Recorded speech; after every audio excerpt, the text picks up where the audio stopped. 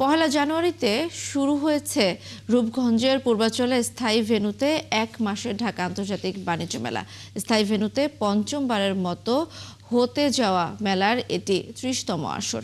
নির্দিষ্ট সময়ে স্টল নির্মাণ সম্পন্ন করতে সকাল থেকে রাত পর্যন্ত ব্যস্ততায় কাটছে কারিগরদের। মেলায় যে কোনো অপ্রীতিকর ঘটনা ঠেকাতে প্রস্তুত রাখা হয়েছে ৯ শতাধিক পুলিশ। রিয়াজ হোসেনের তথ্য, ছবিতে রিপোর্ট। চলছে স্টল নির্মাণ ও রং দেওয়ার কাজ। ঢাকা আন্তর্জাতিক বাণিজ্য মেলার জন্য নির্ধারিত স্থায়ী venue Bangladesh China friendship exhibition সেন্টারে দিনরাত সমান তালে চলছে কাজ। পয়লা জানুয়ারি থেকে মাসব্যাপী মেলা উদ্বোধনের আগেই সব কাজ শেষ হবে বলছেন কারিগরেরা।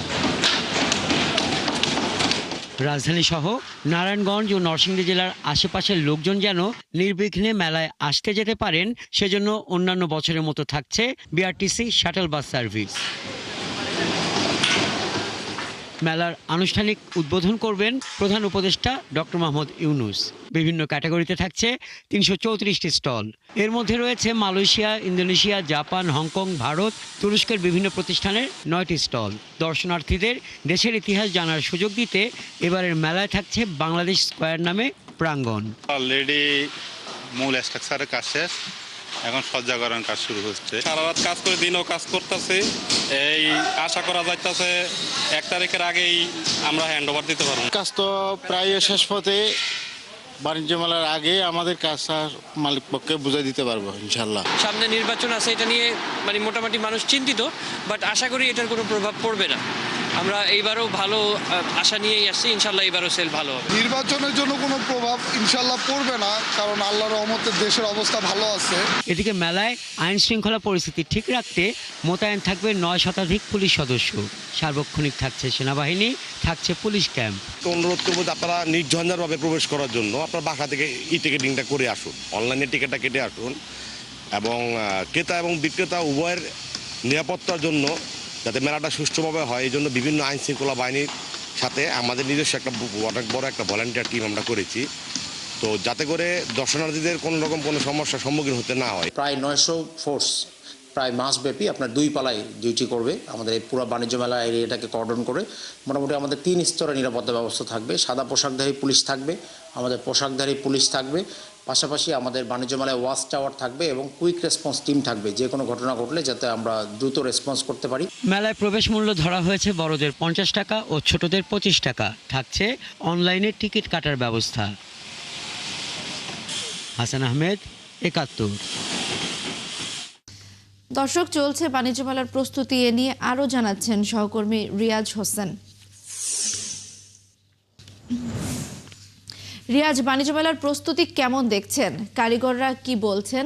মেলার নিরাপত্তা নিয়ে প্রশাসনের পদক্ষেপে বা কেমন, জানাবেন আমাদের।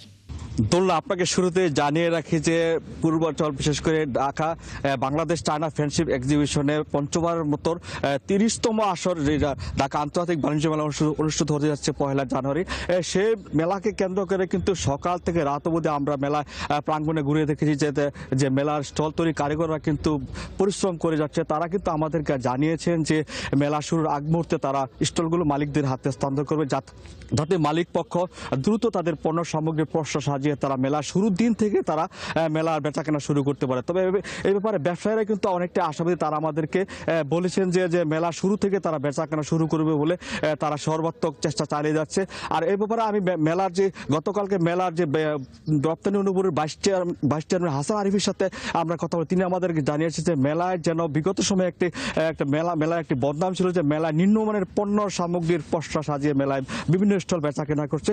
সেই ব্যাপারে কিন্তু তারা আমাদেরকে জানিয়েছে এবারের মেলায় কোনো নিম্নমানের পণ্য সামগ্রী যেন মেলায় যেন প্রবেশ না করতে পারে, সেজন্য কিন্তু তারা একটি কমিটি তৈরি করছে এবং মেলা নিরাপত্তার স্বার্থে কিন্তু মেলার যে সচিব ওনাকে দিয়ে কিন্তু একটি আইন শৃঙ্খলা সমন্বয় কমিটি তারা করেছে, তারা আমাদেরকে জানিয়েছে।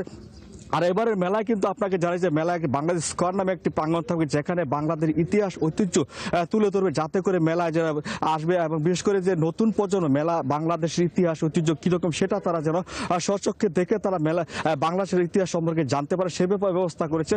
এবং মেলার বিষয়টা আরেকটা জানিয়েছে, মেলায় কিন্তু মেলার একটা কথা জানি, মেলায় কিন্তু নিরাপত্তার স্বার্থে কিন্তু 9 শতাধিক পুলিশ মোতায়েন থাকবে, যাতে করে মেলা আসা যাওয়ার যারা আসে তারা বিশেষ করে তারা নিরাপত্তা এবং শান্তিপূর্ণ মেলায় কেনাকাটা করে বাসা ধন্যবাদ রিয়াজ। দর্শক, পূর্বাচলে বাণিজ্য মেলার সর্বশেষ প্রস্তুতির খবরাখবর জানাচ্ছিলেন সহকর্মী রিয়াজ।